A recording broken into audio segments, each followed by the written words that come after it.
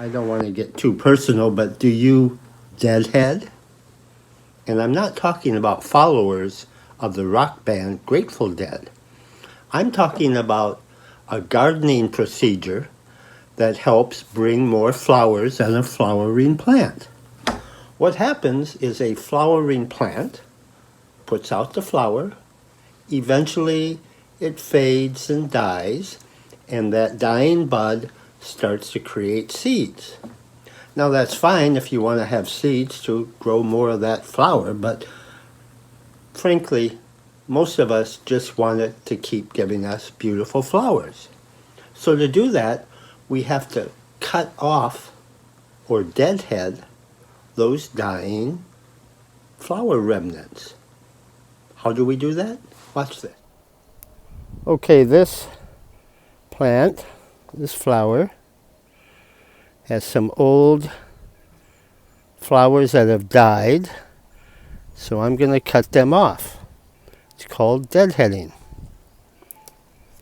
Seems like a lot of trouble, but you know, a plant doesn't have a brain to tell it, oh, the flower's dead, quit feeding it. All it knows is that as long as there's leaves and a stalk, it's going to keep sending nutrients there. And by doing that, it's wasting valuable energy and nutrients that could go into new flowers. So that's why we call it deadheading. And kind of like trimming, getting a haircut once a week. So there we go.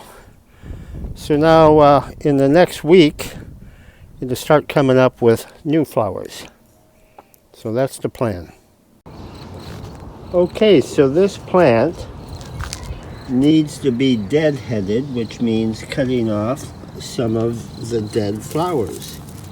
Now this side, look at that. Most of the flowers are expired. And this side, I've cleaned them off. Okay? So now we're going to look in a week or so and see what is the difference between the two sides of the same plant by deadheading. Okay? Stay tuned. Okay, let's get back to our experiment on deadheading.